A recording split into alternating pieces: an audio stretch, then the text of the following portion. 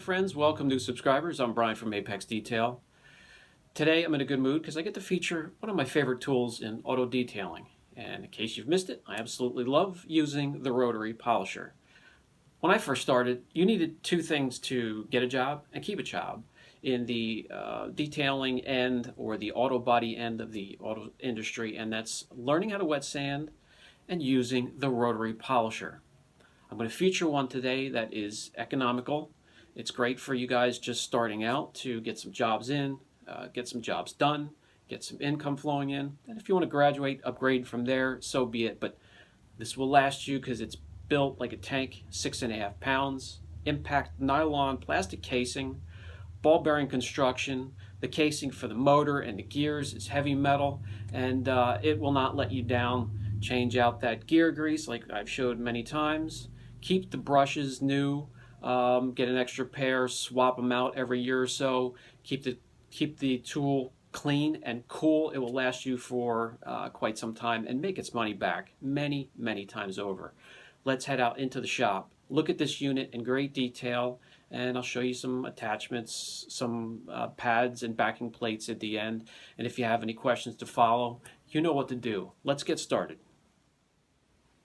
Okay, today we have the 7-inch 10-amp variable speed polisher. This is the Drill Master. Most commonly found at Harbor Freight. Guys, 39 bucks. We nicknamed this dozer at the shop because it just plows through clear coat. It's heavy, it's a beast. It will work up your arm muscles and shoulder muscles because of its weight, somewhere around 6.5 pounds. The usual 6-speed variable speed trigger lock, starting out at 200 RPM, working its way up to full speed at 3377, and a 900 watt motor. I went through everything in the unboxing there. You get a set of carbon brushes as usual. You get a handle that wraps 3/4 the way around the unit. This one here is the stock handle. That little round one I screwed in, I actually got from, I'm not sure if it was a Makita or a DeWalt. They all kind of had the same thread pattern there, and you could use just about any handle you want or you're comfortable with. I like this one because I can rotate the machine easily. You get two 5mm hex bolts to attach the handle and this hex key here.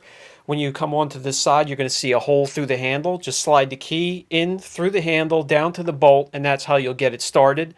Then you can take it off and twist the key and turn it to its side to snug it up a bit.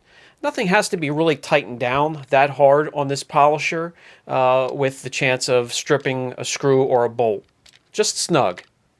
No worries on anything vibrating apart. It's nice and smooth, hardly any vibration at all. The only time you're going to get vibration is if you don't have a pad that's completely centered, or maybe it's defective. I have this one set up for a left-hander. When my son uses it, we'll just flip that handle right around for a right-hander. The usual spindle lock for easy pad changes. And you can see where the gearbox is. We're not going to do a grease exchange.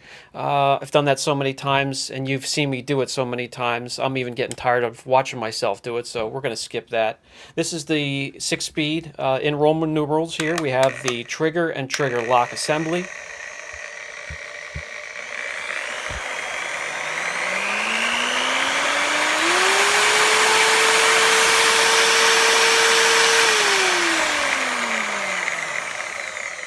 For this unit and the price range that it's in, it's very smooth, very powerful, and rather quiet.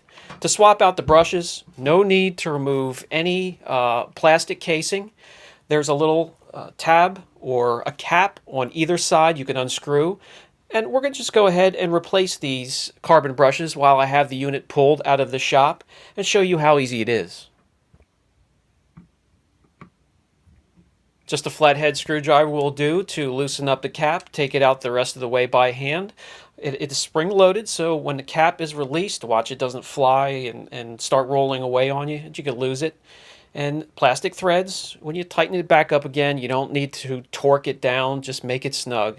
As you can see, you could grab the spring and just pull it gently right out of its position and slide a new one in. Put the cap back on, snug it tight a little bit, and you're done. Time to go to the other side.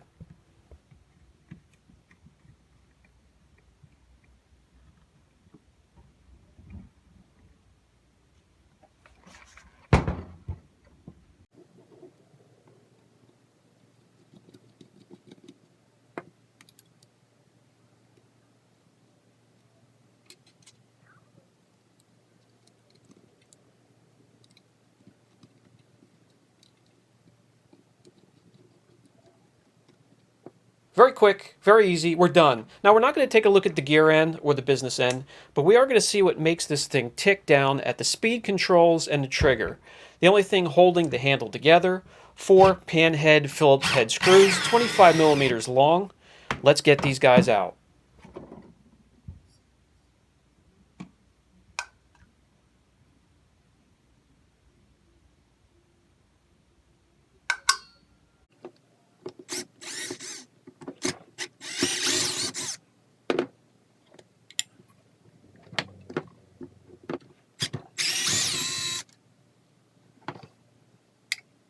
Okay, I'm going to have to repeat myself again when I tell you to be careful pulling apart the casing. You never know when a wire is attached.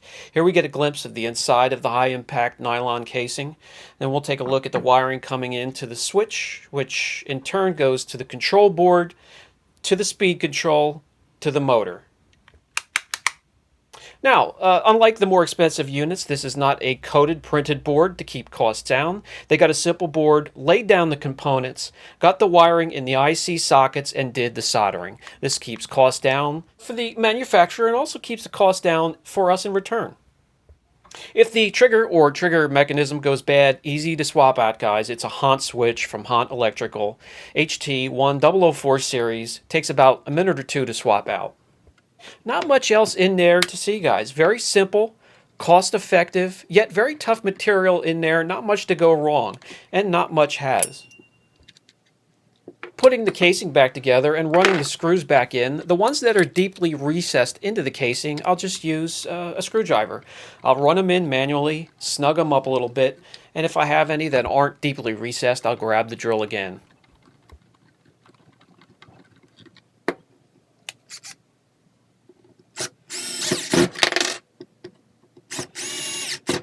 The unit is whole once again. We have the gearbox repacked. We have new brushes. Now, the backing plate that comes with the unit in its box is more made for a bonnet than anything else. It doesn't fit any of the pads I have, but I'll just throw it on there real quick for you. Spin it on, lock the spindle, and tighten it up with your wrench, and you're good to go. They give you a wrench, they give you Allen keys, they give you everything you need in the box. Now, when it comes to the larger pads, the cutting pad and the finishing wool pads that I use, I refer to this backing plate here. I'm going to try and put links down below for all the items you see in this video. We'll just spin that on there. We'll attach the wool pad. We get to work.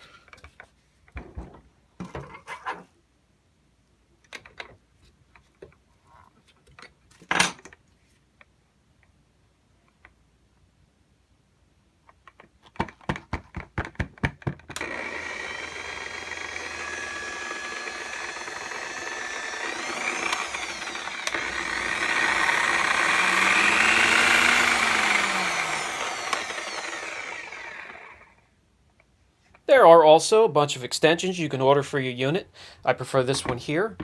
Simply throw it on there, attach any backing plate, any size, whatever it takes to get into these hard to reach areas where you need extensions like this.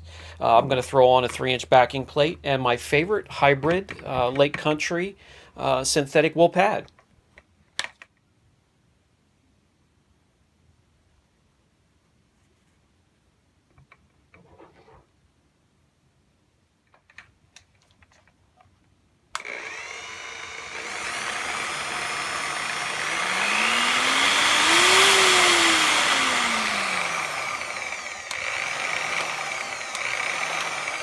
When I have some larger area surfaces to correct, I'm going to reach for one of my other favorite pads. This is a hybrid wool/foam pad from the Honey Combination Company. And as you can see here, it has a lot of give. It's a nice, smooth ride across the panel or whatever you're working on. Very durable, high-grade adhesives holding everything together. We'll spin this on, and we can get going.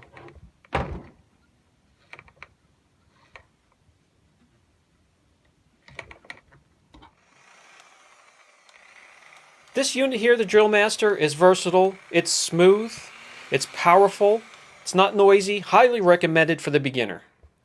Alright, so I want you new guys to be successful, prosperous, happy, love what you do, and some advice: go out, grab some panels from a local body shop. They're usually more than happy to get rid of some of those panels out back. Grab a pair of cheap horses, set up those panels, try and grab different types from GM, the different makes, hard clear, soft clear. Maybe some of the guys at the body shop, if they're not busy, can help you out with that. They know where the panels came from. The first thing I suggest to do is, the very first thing, is buff through the clear down into the paint. Get that over with. Get the fear over with and out of the way, and you know what it takes to buff through clear with a rotary polisher.